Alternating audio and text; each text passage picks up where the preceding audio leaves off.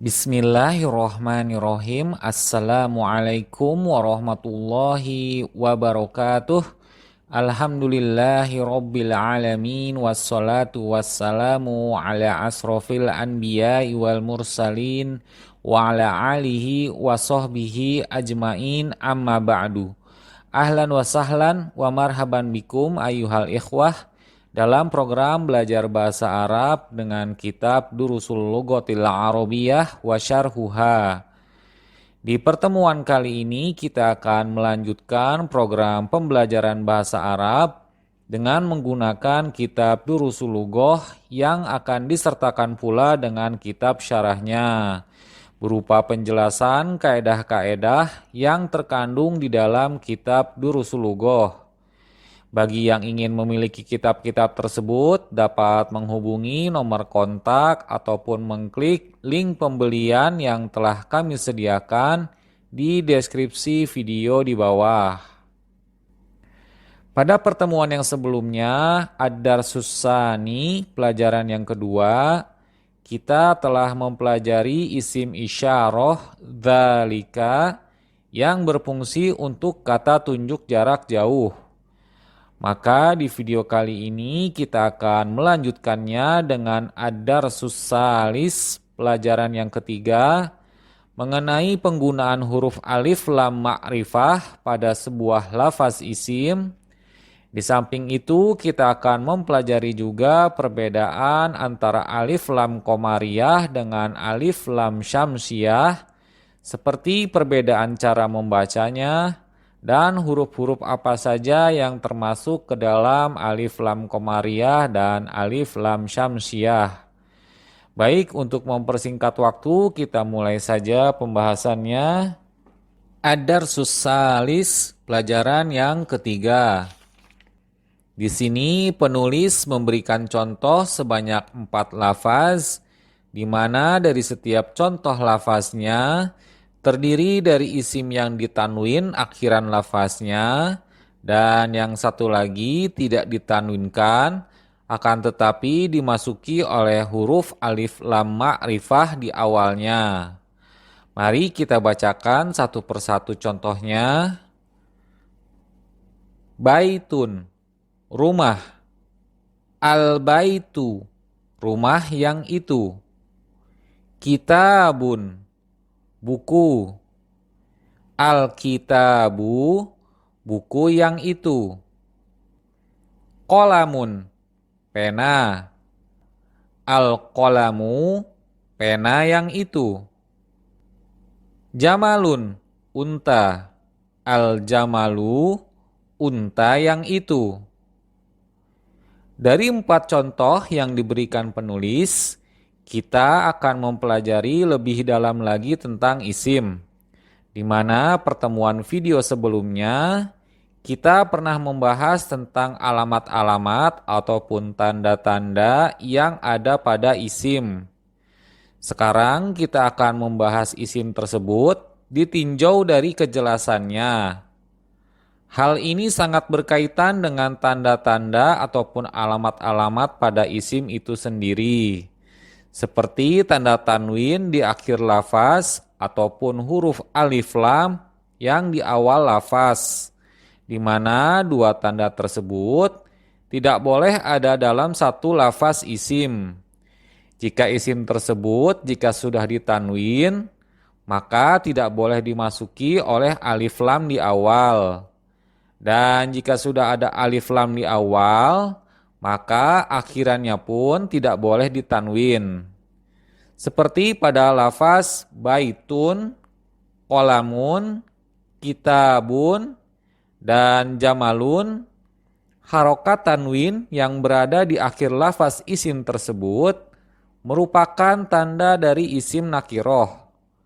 Lalu isim nakiroh sendiri adalah isim dengan makna keterangan bendanya masih bersifat umum, alias tidak spesifik dengan yang dimaksud yang mana. Contohnya lafaz baitun yang maknanya rumah. Makna ini masih berlaku untuk semua yang disebut sebagai rumah tempat tinggal, Tidak diperjelas rumah tertentu yang sudah dimaksud. Sedangkan pada lafaz al-baitu, al-qalamu, al-kitabu, dan al-jamalu, huruf alif lam yang berada pada awalan sebuah isim merupakan tanda dari isim ma'rifah. Isim ma'rifah adalah isim dengan makna yang sudah jelas maksudnya, bersifat khusus, dan sudah spesifik dengan benda yang dimaksud yang mana. Hal ini terlihat jelas ketika diterjemahkan menggunakan kata tambahan yang itu. Kita lanjutkan dengan pelajaran yang di bawahnya dengan petunjuk gambar yang berada di sampingnya. Al-qalamu maksurun. Pena itu patah. Kita lanjutkan ke bawahnya. Al-babu maftuhun. Pintu itu terbuka. Kita lanjutkan yang di bawahnya. Al-waladu jalisun wal mudarrisu waqifun. Anak itu duduk dan guru itu berdiri. Kita lanjutkan dengan pelajaran di bawahnya lagi. Terdapat 10 contoh kalimat yang telah dibuat penulis. Kita membaca setiap contohnya dengan memperhatikan akhiran setiap lafaz isimnya. Apakah akhiran lafaz isimnya ditanwin dengan dhammatain ataukah cukup di dhammah saja? Hal ini untuk melatih apa yang telah kita pelajari tadi tentang alif lam ma'rifah. Kita baca al-awwal yang pertama, al-kitabu jadidun wal qalamu qadimun. Buku itu baru dan pena itu lama. As-sani yang kedua, al-himaru sogirun wal hisonu kabirun. Keledai itu kecil dan kuda itu besar. As-salis yang ketiga, al-kursiyu maksurun. Kursi itu patah. Ar-rabi yang keempat, al-mindilu wasihun. Sapu tangan itu kotor. Al-khomis yang kelima, al-ma'u baridun. Air itu dingin. As-sadis yang keenam, al-qamaru jamilun. Bulan itu indah. As-sabi yang ketujuh, al-baitu qoribun wal masjidu ba'idun. Rumah itu dekat dan masjid itu jauh. As-samin yang kedelapan, al-hajaru saqilun wal waroku khofifun. Batu itu berat dan kertas itu ringan. At-tasi yang kesembilan, al-labanu harun. Susu itu panas. Al-asir yang kesepuluh, al-qamisu nazifun. Kemeja itu bersih. Dari ke-10 contoh kalimat tadi, jika kita perhatikan, yaitu pada isim yang berada setelah huruf athof wa, kondisi harokat akhir lafaznya mengikuti kondisi harokat akhir isim sebelum huruf athof. Seperti pada contoh kalimat yang pertama tadi kita sudah pelajari, al-kitabu jadidun wal qalamu qadimun. Lafaz al-kitabu yang berada sebelum huruf athof berharokat dhammah di akhir lafaznya. Dan lafaz al-kitabu ini disebut dengan istilah ma'tuf alaih atau isim yang diikuti. Kemudian pada lafaz al-qalamu yang berada setelah huruf athof juga berakhiran harokat dhammah, mengikuti kepada lafaz al-kitabu sebagai ma'tuf alaih. Oleh karena itu, lafaz al-qalamu disebut sebagai ma'tuf atau isim yang mengikuti, terkhusus mengikuti kepada kondisi i'rabnya berupa harokat akhir pada lafaznya. Dan dalam penulisan huruf athof wa dengan isim ma'tuf selalu berdampingan tanpa ada jarak spasi di antaranya. Kita lanjutkan kepada latihan-latihan ad-darsus salis tamarinu, latihan-latihan. Al-awwal, ikro waktub ma'adobti awakhiril kalimati. Baca dan tulislah serta tentukan harokat di akhir lafaznya. Apakah lafaz tersebut ditanwin ataukah tidak ditanwin? Kita mulai. Masjidun, masjid. Al-masjidu, masjid yang itu. Al-ma'u, air yang itu. Ma'un, air. Al-baitu, rumah yang itu. Babun, pintu. Qalamun, pena.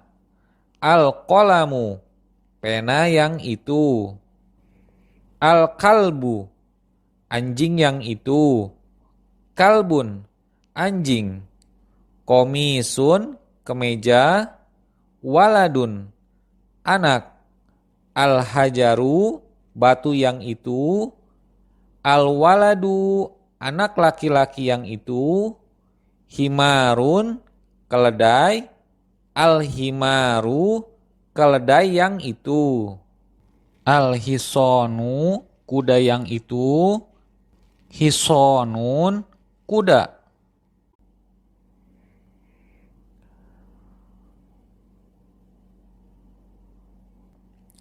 Baik, dari latihan tadi kita mempelajari isim-isim yang akhiran harokatnya ditanwin dan tidak ditanwin. Jika terdapat alif lam di awal lafaznya, maka isim tersebut akhirannya dibaca dhammah. Dan jika tidak terdapat alif lam, maka akhiran lafaz isimnya kita baca tanwin dengan harokat dhammatain. Kita beralih kepada halaman berikutnya, melanjutkan latihan-latihan dari ad-darsus salis. Ikro waktub, baca dan tulislah.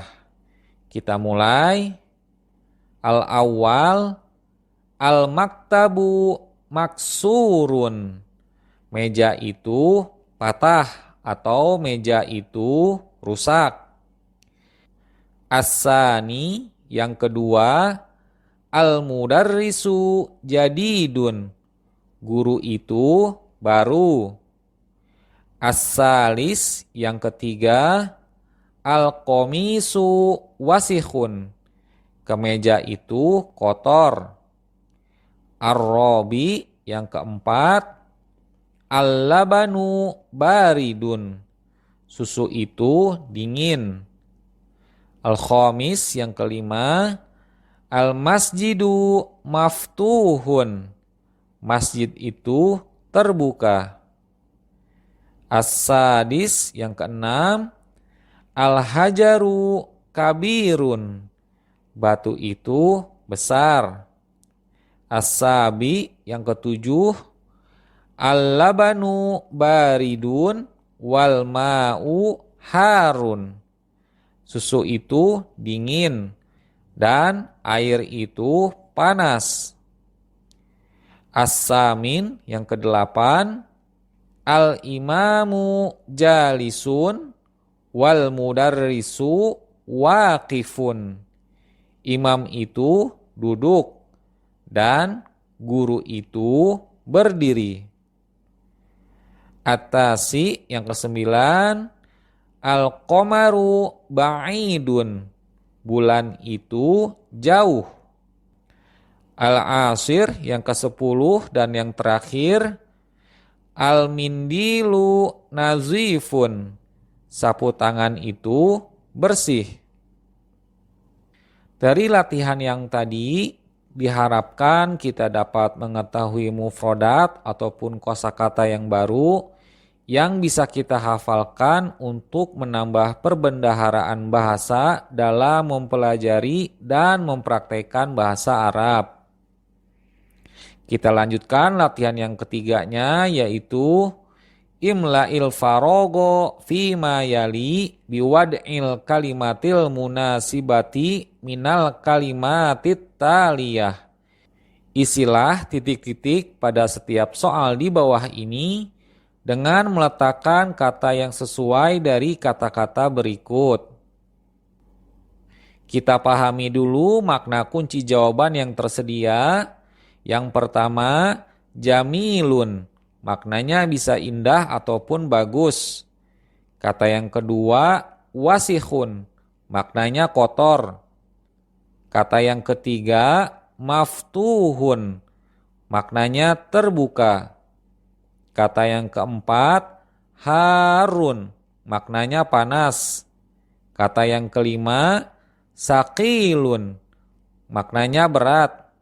Dan kata yang terakhir, kata yang keenam, yaitu khofifun. Maknanya ringan. Dari kunci jawaban tersebut akan kita masukkan ke dalam soal-soal yang ada di bawah. Al-awwal, yang pertama, al-hajaru, batu itu. Jawaban yang cocok untuk soal yang pertama ini adalah sakilun, berat. Maka jawabannya adalah al-hajaru sakilun. Batu itu berat. As-sani yang kedua, al-babu, pintu itu. Jawaban yang cocok untuk soal yang kedua ini adalah maftuhun, terbuka. Maka jawabannya adalah al-babu maftuhun, pintu itu terbuka. As-salis, soal yang ketiga, al-qamaru, bulan itu. Jawaban yang cocok untuk soal yang ketiga adalah jamilun, indah ataupun bagus. Maka jawabannya adalah al-qamaru jamilun, bulan itu indah. Ar-rabi, soal yang keempat, al-waroku, kertas itu. Jawaban yang cocok untuk soal yang keempat adalah khofifun, ringan. Maka jawabannya adalah al-waroku khofifun, kertas itu ringan. Al-khomis, soal yang kelima, al-mindilu, sapu tangan itu. Jawaban yang cocok untuk soal yang kelima adalah wasihun, kotor. Maka jawabannya adalah al-mindilu wasihun, sapu tangan itu kotor. Soal yang terakhir, yang keenam, as-sadis, al-labanu, susu itu. Jawaban yang cocok untuk soal keenam adalah harun, panas. Maka jawabannya adalah al-labanu harun, susu itu panas. Kita lanjutkan latihan yang keempat. Caranya masih sama dengan latihan sebelumnya. Hanya saja yang diisi adalah kata awalnya. Dan untuk menyelesaikan latihan ini, kita tanpa bantuan pilihan jawaban. Sehingga kita harus menentukan sendiri jawabannya dari mufrodat-mufrodat yang telah kita pelajari sebelumnya dan tentunya harus sesuai. Imla'il farogo fima yali biwad'i kalimatin munasibatin. Isilah titik-titik berikut dengan meletakkan kata yang sesuai. Al-awwal, soal yang pertama, nuktoh nazifun, titik-titik bersih. Jawaban yang cocok untuk soal yang pertama ini adalah al-mindilu, sapu tangan. Maka jawabannya menjadi al-mindilu nazifun, sapu tangan itu bersih. As-sani, soal yang kedua, nuktoh maksurun, titik-titik patah ataupun rusak. Jawaban yang cocok untuk soal ini adalah al-maktabu, meja. Maka jawabannya menjadi al-maktabu maksurun, meja itu rusak atau patah. As-salis, soal yang ketiga, nuktoh baridun, titik-titik dingin. Jawaban yang cocok untuk soal ketiga ini adalah al-labanu, susu. Maka jawabannya menjadi al-labanu baridun, susu itu dingin. Ar-rabi, soal yang keempat, nuktoh qoribun, titik-titik dekat. Jawaban yang cocok untuk soal keempat ini adalah al-masjidu, masjid. Maka jawabannya menjadi al-masjidu qoribun, masjid itu dekat. Al-khomis, soal yang kelima, nuktoh ba'idun, titik-titik jauh. Jawaban yang cocok untuk soal kelima ini adalah al-qomaru, bulan itu. Maka jawabannya menjadi al-qomaru ba'idun, bulan itu jauh. As-sadis, soal yang keenam, nuktoh waqifun, titik-titik berdiri. Jawaban yang cocok untuk soal keenam ini adalah al-imamu, imam. Maka jawabannya menjadi al-imamu waqifun, imam itu berdiri. As-sabi, soal yang ketujuh, nuktoh jalisun, titik-titik duduk. Jawaban yang cocok untuk soal ketujuh ini adalah al-mudarrisu, guru. Maka jawabannya menjadi al-mudarrisu jalisun, guru itu duduk. As-samin, soal yang kedelapan, nuktoh kabirun, titik-titik besar. Jawaban yang cocok untuk soal ke-8 ini adalah al-hajaru, batu. Maka jawabannya menjadi al-hajaru kabirun, batu itu besar. At-tasi, soal yang ke-9, nuktoh qadimun, titik-titik lama. Jawaban yang cocok untuk soal ke-9 ini adalah al-qamisu, kemeja. Maka jawabannya menjadi al-qamisu qadimun, kemeja itu lama. Yang terakhir, yang ke-10, al-asir, nuktoh jadidun, titik-titik baru. Jawaban yang cocok untuk soal ke-10 ini adalah al-qalamu, pena. Maka jawabannya menjadi Al-qalamu jadidun. Pena itu baru. Kita lanjut kepada halaman yang berikutnya. Di halaman ini terdapat beberapa kosakata baru yang telah kita pelajari pada adarsus salis ini. Kita bacakan al-kalimatul jadidatu. Kata-kata yang baru. Kata-katanya diantaranya adalah al-qamaru, bulan yang itu. Jadidun, baru.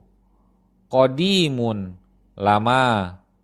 Wasikhun, kotor. Nazifun, bersih.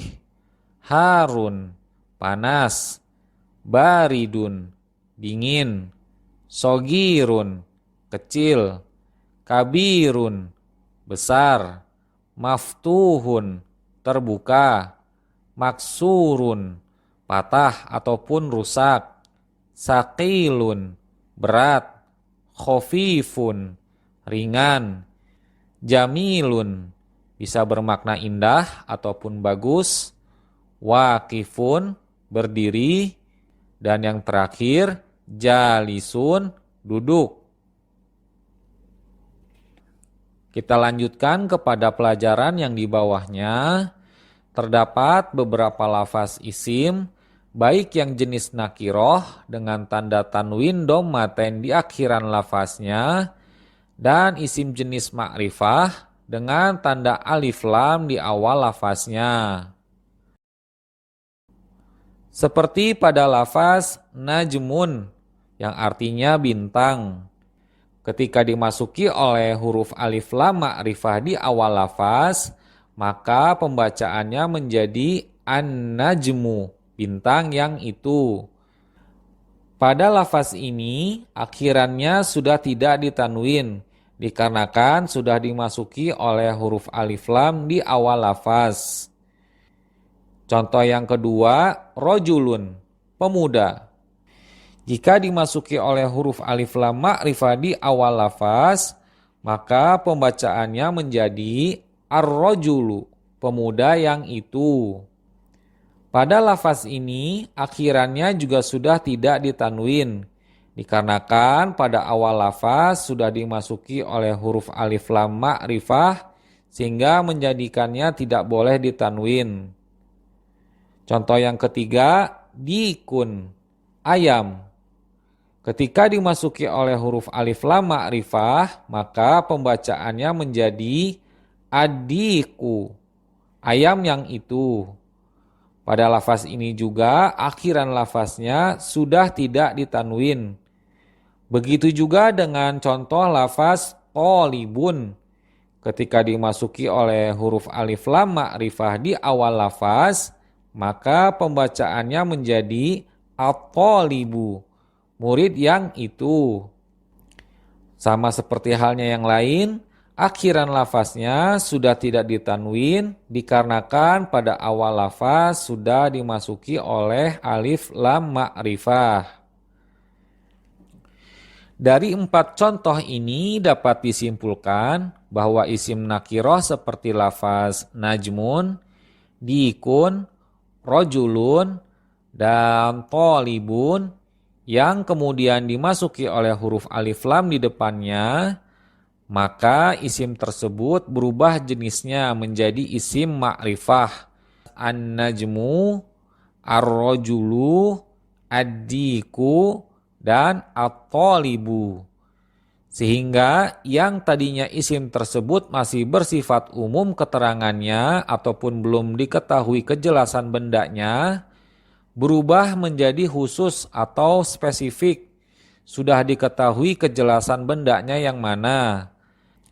Dan ditinjau dari pengucapan lafaznya pun ikut berubah.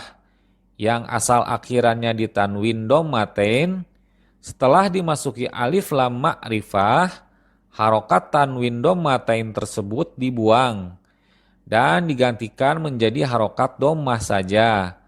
Karena dalam satu lafaz isim hanya boleh ada satu ciri saja, apakah dia sebagai isim nakiroh ataupun sebagai isim ma'rifah. Kita lanjutkan dengan beberapa contoh di bawah ini yang menggabungkan antara penggunaan isim nakiroh dan isim ma'rifah. Disusun dalam satu bentuk kalimat sempurna atau istilah dalam ilmu gramatika bahasa Arabnya disebut dengan istilah jumlah mufidah ataupun kalam. Kita bacakan. Al-awwal yang pertama, an-najmu ba'idun. Bintang itu jauh. As-sani yang kedua, ar-rajulu waqifun. Pemuda itu berdiri. As-salis yang ketiga, as-sukkaru hulwun. Gula itu manis. Ar-rabi yang keempat, at-talibu maridun. Siswa itu sakit. Al-khamis yang kelima, ad-diku jamilun. Ayam jantan itu indah. As-sadis yang keenam, ad-daftaru jadidun. Buku tulis itu baru. As-sabi yang ketujuh, at-tajiru goniyun. Pedagang itu kaya. As-samin yang kedelapan, ad-dukanu maftuhun. Toko itu terbuka.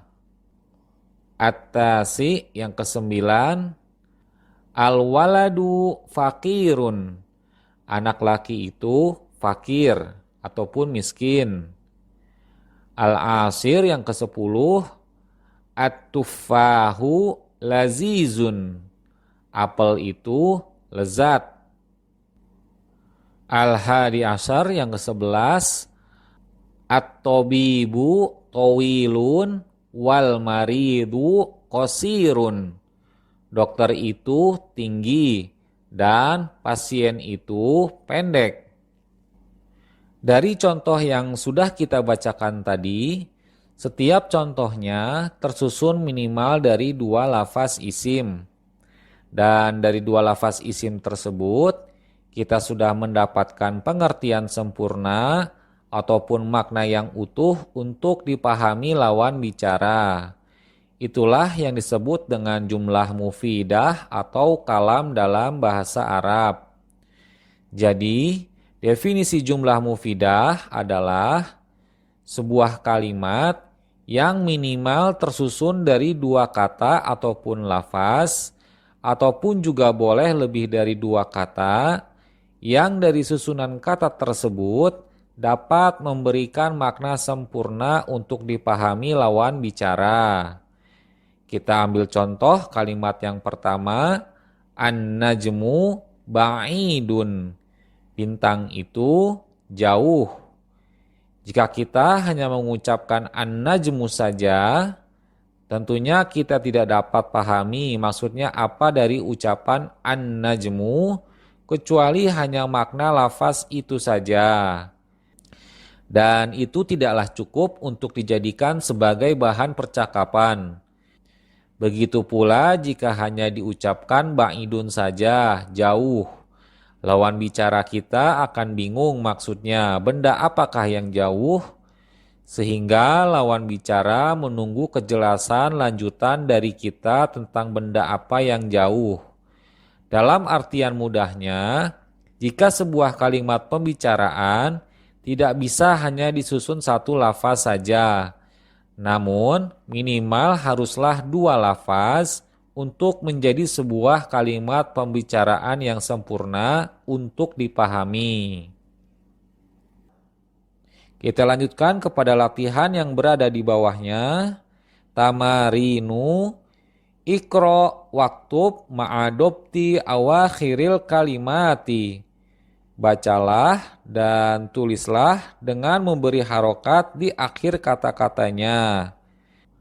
Kata yang pertama, al-babu, pintu yang itu. Kata yang kedua, at-tajiru, pedagang yang itu. Kata yang ketiga, an-najmu, bintang yang itu. Kata yang keempat, al-qamaru, bulan yang itu. Kata yang kelima, ad-diku, ayam jantan itu. Kata yang keenam, al-ma'u, air yang itu. Kata yang ketujuh, as-sariru, ranjang yang itu. Kata yang kedelapan, al-baitu, rumah yang itu. Kata yang kesembilan, al-masjidu, masjid yang itu. Kata yang kesepuluh, ar-rojulu, pemuda yang itu. Kata yang kesebelas, as-sukaru, gula yang itu. Dan yang terakhir, kata yang ke-12, al-waroku, kertas yang itu. Latihan selanjutnya yang kedua, imla'il farogho fima yali biwad'i kalimatin munasibatin. Isilah titik-titik berikut dengan meletakkan kata yang sesuai. Al-awwal, soal yang pertama, nuktoh goniyun, titik-titik kaya. Jawaban yang cocok untuk soal yang pertama ini adalah at-tajiru, pedagang. Maka jawabannya menjadi at-tajiru goniyun, pedagang itu kaya. As-sani, soal yang kedua, nuktoh hulwun, titik-titik manis. Jawaban yang cocok untuk soal ini adalah as-sukaru, gula itu. Maka jawabannya menjadi as-sukaru hulwun, gula itu manis. As-salis, soal yang ketiga, nuktoh maridun, titik-titik sakit. Jawaban yang cocok untuk soal ketiga ini adalah at-thalibu, murid itu. Maka jawabannya menjadi at-thalibu maridun, murid itu sakit. Ar-rabi, soal yang keempat, nuktoh lazizun, titik-titik lezat. Jawaban yang cocok untuk soal keempat ini adalah at-tufahu, apel. Maka jawabannya menjadi at-tufahu lazizun, apel itu lezat. Al-khomis, soal yang kelima, nuktoh towilun, titik-titik tinggi. Jawaban yang cocok untuk soal kelima ini adalah at-tobibu, dokter itu.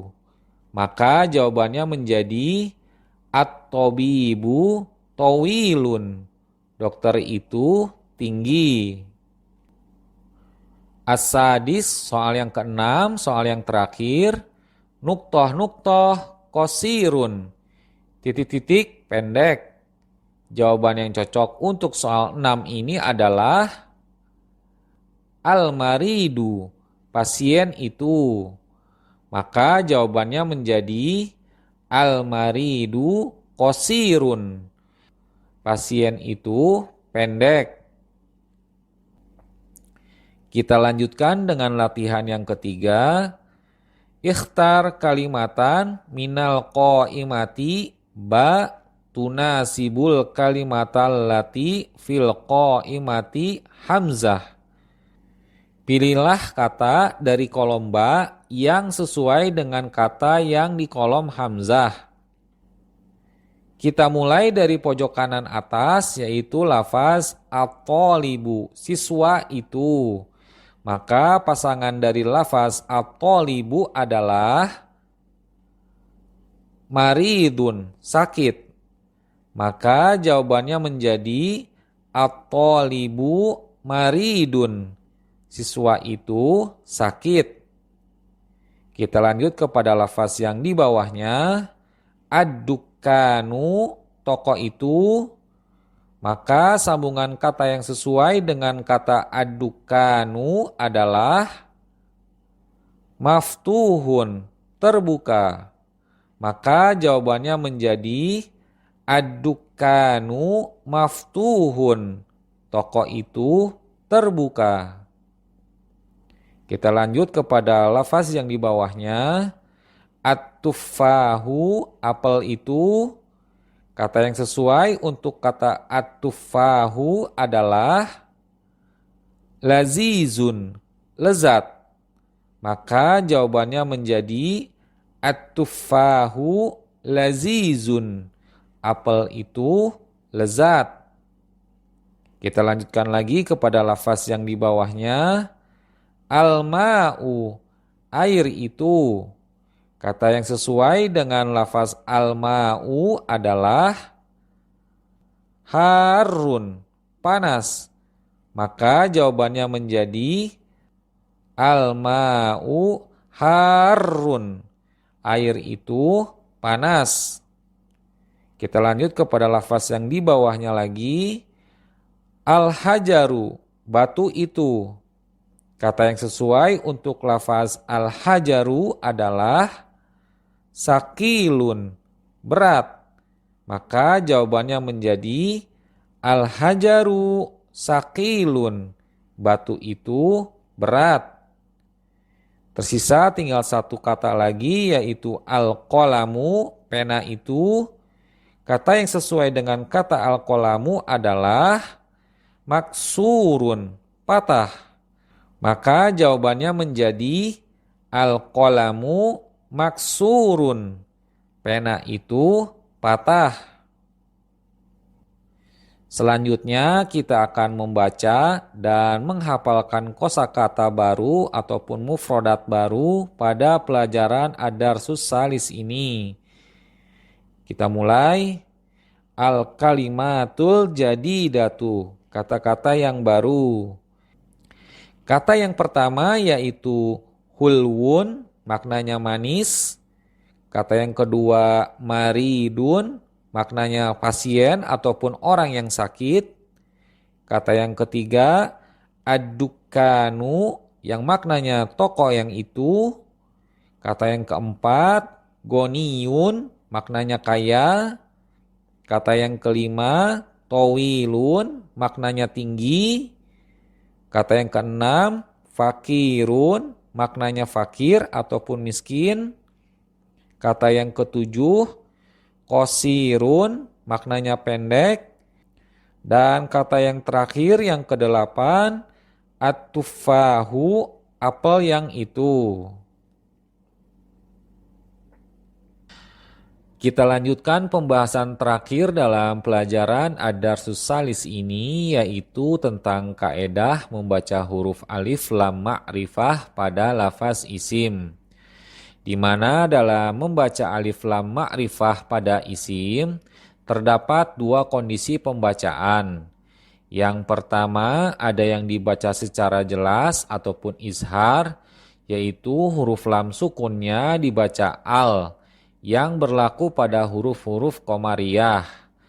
Dan ada juga yang penyebutan lam sukunnya dibaca secara melebur ke huruf yang berada di depannya dengan harokat tasdid. Istilah tajwidnya dibaca secara idgham.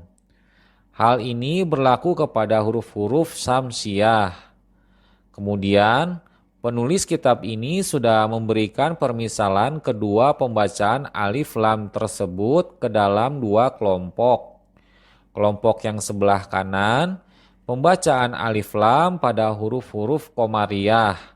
Lalu kelompok yang sebelah kiri, pembacaan alif lam pada huruf-huruf samsiyah. Kita mulai baca dari huruf-huruf qamariyah terlebih dahulu. Kita bacakan.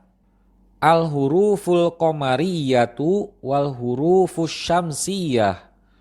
Huruf-huruf qamariyah dan huruf-huruf samsiyah. Huruf pertama dari huruf Qamariyah adalah hamzah. Contohnya seperti pada lafaz al-abu yang artinya bapak. Huruf kedua dari huruf Qamariyah adalah ba. Contohnya seperti pada lafaz al-babu yang artinya pintu. Huruf ketiga dari huruf Qamariyah adalah jim. Contohnya seperti pada lafaz al-jannatu yang artinya bisa surga ataupun kebun. Huruf keempat dari huruf Qamariyah adalah ha. Contohnya seperti pada lafaz al-himaru yang artinya keledai. Huruf Qamariyah yang kelima yaitu kha.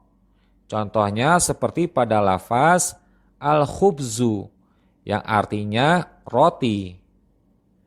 Huruf Qamariyah yang keenam yaitu ain. Contohnya seperti pada lafaz al-ainu yang artinya mata. Huruf Qamariyah yang ketujuh yaitu ghain. Contohnya seperti pada lafaz al-ghoda'u yang artinya makan siang. Huruf Qamariyah yang kedelapan yaitu fa. Contohnya seperti pada lafaz al-famu yang artinya mulut. Huruf Qamariyah yang kesembilan adalah qaf. Contohnya seperti pada lafaz al-qamaru yang artinya bulan. Huruf Qamariyah yang ke-10 kaf. Contohnya seperti pada lafaz al-kalbu yang artinya anjing. Huruf Qamariyah yang ke-11 mim. Contohnya seperti pada lafaz al-ma'u yang artinya air. Huruf Qamariyah yang ke-12 yaitu huruf wawu. Contohnya seperti pada lafaz al-waladu yang maknanya anak laki. Huruf Qamariyah yang ke-13 ha. Contohnya seperti pada lafaz al-hawa'u yang artinya udara. Dan huruf Qamariyah yang terakhir yang ke-14 yaitu ya. Contoh lafaznya seperti al-yadu yang artinya tangan. Dari kelompok ini kita mengetahui bahwasanya yang termasuk ke dalam huruf-huruf Qamariyah adalah hamzah, ba, jim, ha, kha, ain, ghain, fa, qaf, kaf, mim, waw, ha, dan ya. Sekarang kita lanjutkan kepada kelompok huruf-huruf samsiah. Kita bacakan. Huruf pertama dari huruf samsiah adalah ta. Contohnya seperti at-tajiru yang artinya pedagang. Huruf kedua dari huruf samsiah adalah sa. Contohnya seperti pada lafaz as-saubu yang artinya pakaian. Huruf ketiga dari huruf samsiah adalah dal. Contohnya seperti pada lafaz ad-diku yang artinya ayam jantan. Huruf keempat dari huruf samsiah adalah dha. Contohnya seperti pada lafaz adz-dzahabu yang artinya emas. Huruf kelima dari huruf samsiah adalah ro. Contohnya seperti pada lafaz ar-rajulu yang artinya lelaki. Huruf keenam dari huruf samsiah adalah za. Contohnya seperti pada lafaz az-zahratu yang artinya bunga. Huruf ketujuh dari huruf samsiah adalah sin. Contohnya seperti pada lafaz as-samaku yang artinya ikan. Huruf yang kedelapan dari huruf samsiah adalah shin. Contohnya seperti pada lafaz asyamsu yang artinya matahari. Huruf yang kesembilan dari huruf samsiah adalah shod. Contohnya seperti pada lafaz as-sodru yang artinya dada. Huruf yang ke-10 dari huruf samsiah adalah dhod. Contohnya seperti pada lafaz ad-dhaifu yang artinya tamu. Huruf yang ke-11 dari huruf samsiah adalah to. Contohnya seperti pada lafaz at-thalibu yang artinya siswa. Huruf yang ke-12 dari huruf samsiah adalah dho. Contohnya seperti pada lafaz al-dhohru yang artinya punggung. Huruf yang ke-13 dari huruf samsiah adalah lam. Contohnya seperti pada lafaz al-lahmu yang artinya daging. Dan huruf yang terakhir, huruf yang ke-14 dari huruf samsiah adalah nun. Contohnya seperti pada lafaz an-najmu yang artinya bintang.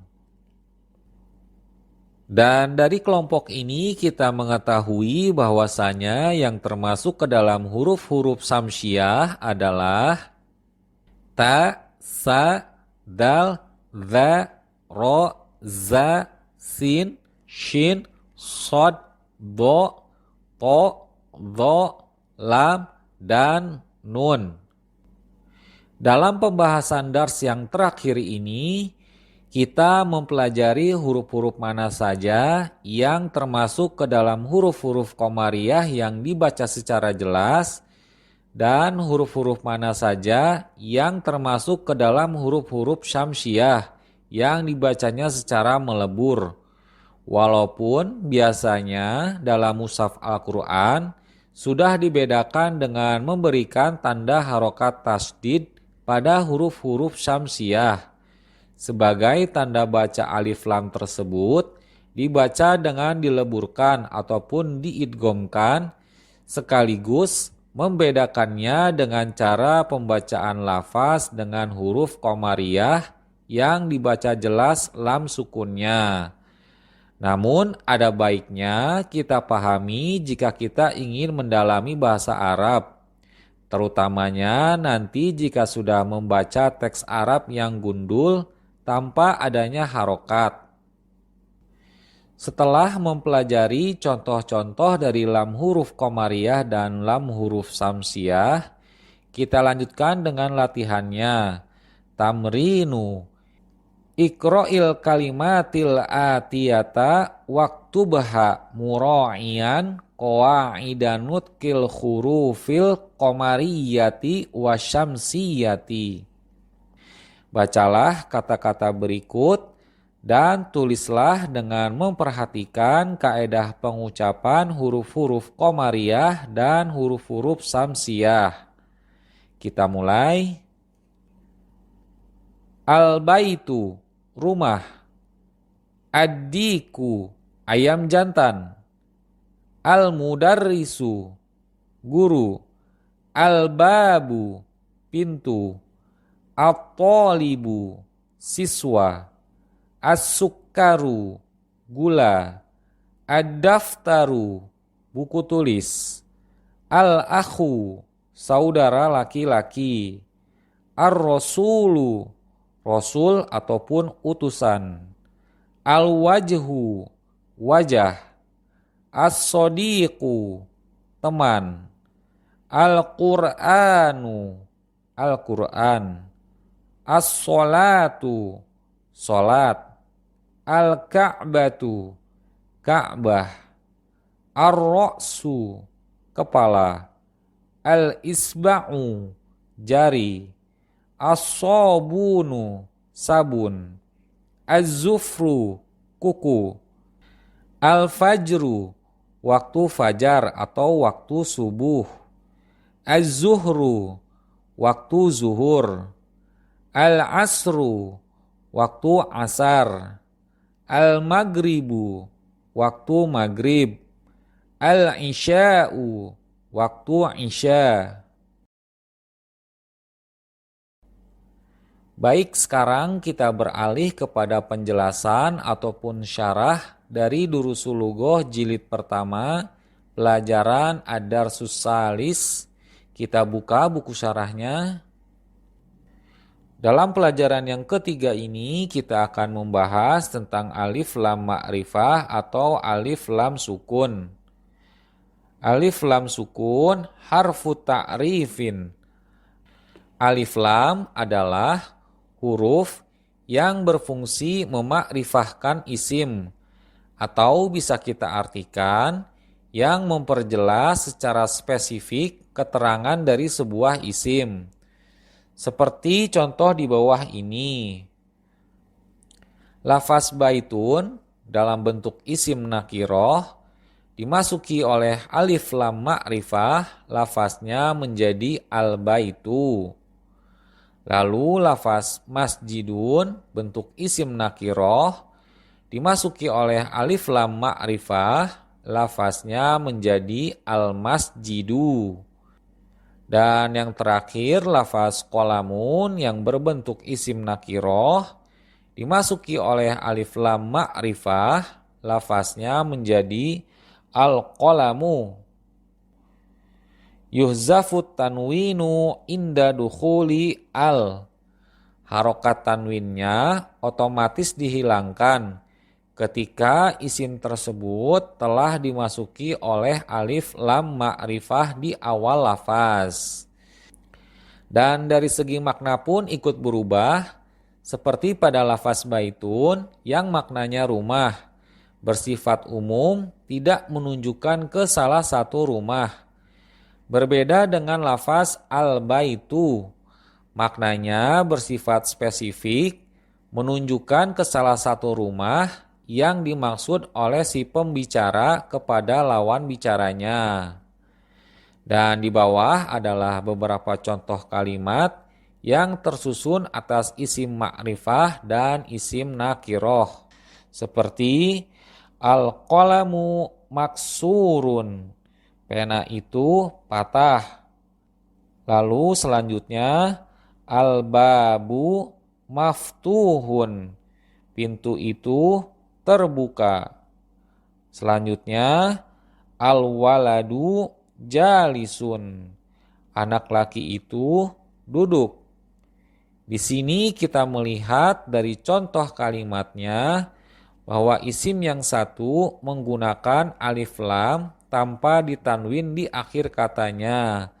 Sedangkan kata yang satu lagi tidak terdapat alif lam di awal lafaz, akan tetapi ditanwinkan di akhir lafaznya.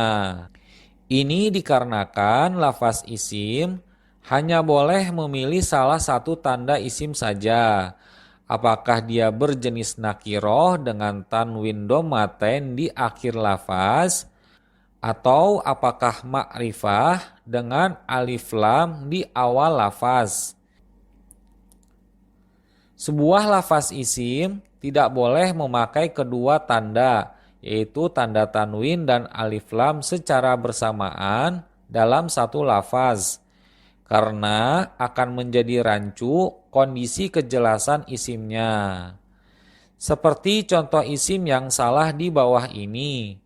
Lafaz al-qolamun yang dimasuki alif lam sekaligus ditanwin di akhir lafaznya, menjadikannya nakiroh sekaligus ma'rifah.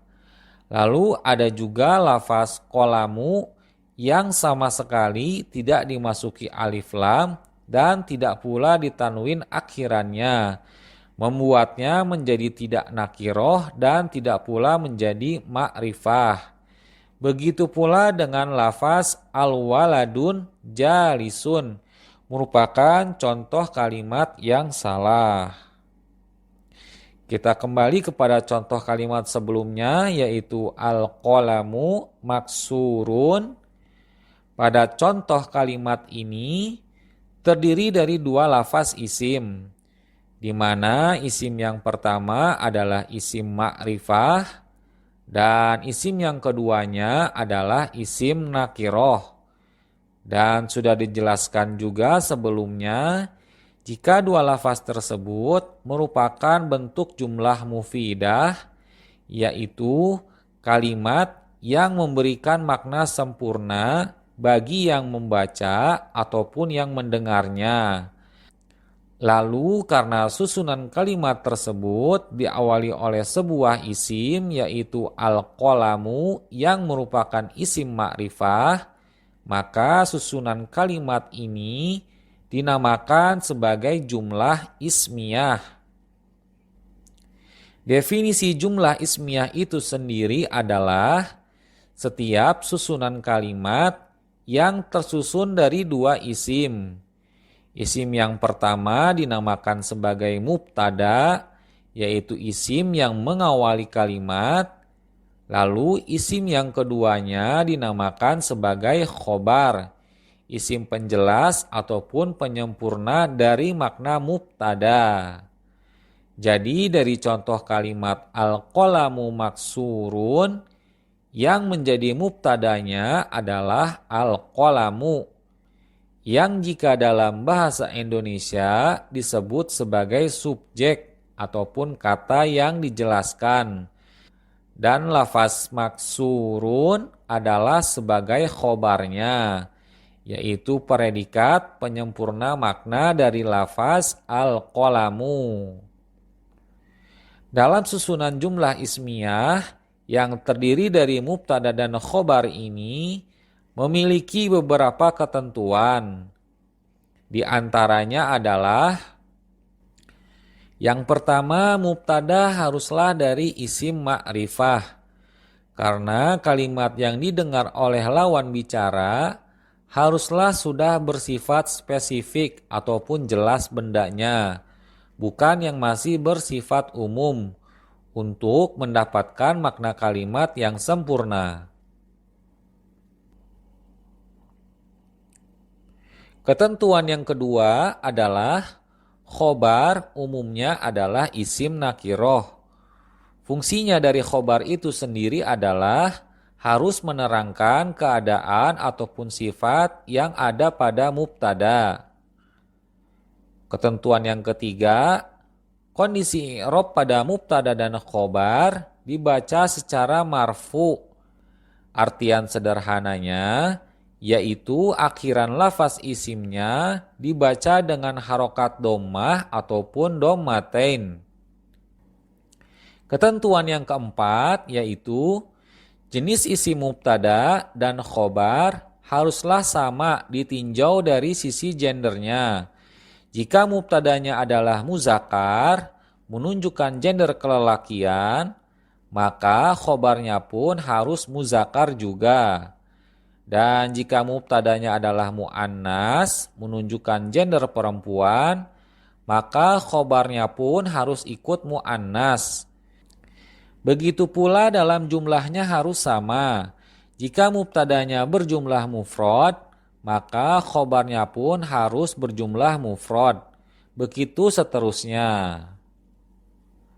Dan ketentuan yang terakhir, ketentuan yang kelima, yaitu mubtada tidaklah harus selalu dengan isim ma'rifah yang diawali oleh huruf alif lam. Tapi bisa juga dengan isim nama orang seperti Muhammadun. Bisa juga dengan kata tunjuk seperti haza, hazihi, ataupun zalika dan tilka. Atau bisa juga mubtada dalam bentuk kata ganti orang seperti domir, ana, anta, nahnu, dan sebagainya. Kita kembali pada kitab syarahnya, yaitu pembahasan an-nakiratu wal ma'rifatu. Nakiroh dan ma'rifah. An-nakiratu syai'un ghairu mu'ayyan. Nakiroh adalah sesuatu yang masih belum tertentu, atau arti lainnya adalah belum pasti yang dimaksud itu yang mana. Nahu seperti baitin, rumah, kolamin, pena, rojulin, pemuda, dan bintin, anak perempuan. Sedangkan pada al-ma'rifatu syai'un mu'ayyanun. Sedangkan pada ma'rifah adalah sesuatu yang sudah tertentu, atau arti lainnya adalah sudah pasti yang dimaksud adalah yang itu. Nahu seperti al-baiti, rumah yang itu, al-qalami, pena yang itu, ar-rajuli, pemuda yang itu, al-binti, anak perempuan yang itu. Untuk lebih memahami definisi dan nakiroh, kita lihat dari penjelasan dua contoh di bawahnya, yaitu pada lafaz baitun yashmalu kullal buyuti walaysa baitan muayyanan. Jika dikatakan lafaz baitun, maknanya berarti mencakup semua rumah yang ada, tidak menunjukkan pada rumah tertentu saja. Bisa jadi maknanya satu rumah, tapi belum tentu rumahnya yang mana. Al-baitu yadullu ala baitin muayyanin bizatihi. Dan jika dikatakan lafaz al-baitu, maknanya berarti menunjukkan pada satu rumah tertentu dan tertuju pada satu zatnya. Pembahasan selanjutnya adalah al-huruful qamariyatu wal hurufus syamsiyah. Huruf-huruf qamariyah dan huruf-huruf syamsiyah. Al-huruful qamariyatu yuntakus sukunu alal lalami al-qamaru. Huruf qamariyah adalah tanda sukun dibaca jelas pada huruf lamnya. Contoh lafaznya yaitu al-qamaru. Pada lafaz tersebut, huruf lam sukun masih bisa kita dengar dengan jelas. Kemudian pada penjelasan selanjutnya, al-hurufus syamsiyatu la yuntakus sukuna alal lalami. Wa tudu'u saddatun alal harfil lazi ba'dahu asyamsu. Huruf samsiyah adalah tanda sukun tidak dibaca pada huruf lam dan diletakkan tanda baca tasdid pada huruf setelah lam. Maksudnya, huruf lam sukun dibaca melebur ke huruf setelahnya yang telah diberikan tanda tasdid. Jika dalam ilmu tajwid dibaca seperti hukum idgham. Contoh lafaznya seperti as-syamsu. Pada lafaz tersebut, huruf lam sukun tidak terdengar. Yang terdengar adalah huruf setelahnya yang telah disukunkan. Ulama lughah menyebutkan bahwa huruf alif lam pada isim kita ibaratkan sebagai bintang. Ketika pada malam hari, bulan dan bintang dapat kita lihat secara jelas. Sebab itulah ketika alif lam berdampingan dengan huruf-huruf qamariyah, maka alif lamnya dibaca jelas. Sedangkan pada siang hari, bintangnya ada, tapi tidak dapat kita lihat. Yang terlihat hanya matahari saja. Karena sinarnya bintang dikalahkan oleh sinarnya cahaya matahari. Oleh sebab itulah ketika alif lam berdampingan dengan huruf-huruf samsiyah, maka alif lamnya tidak dibaca jelas. Itulah pengibaratan yang diberikan oleh ulama lughah ataupun ulama bahasa untuk memudahkan kita dalam memahaminya. Demikianlah materi pembelajaran dari kitab Durusul Lughah jilid ke-1 Ad-Darsus Salis, pembahasan tentang isim nakiroh dan isim ma'rifah. Kami mohon maaf jika dalam penyampaian video ini terjadi kekeliruan ataupun hal-hal yang tidak berkenan. Dan jika ada materi pembahasan yang terlewati, Teman-teman bisa melihat video sebelumnya yang ada di daftar playlist video pembelajaran Durusul Lughoh pada channel ini. Saya mohon pamit undur diri. Subhanakallahumma wa bihamdika asyhadu alla ilaha illa anta astaghfiruka wa atubu ilaik. Assalamualaikum warahmatullahi wabarakatuh.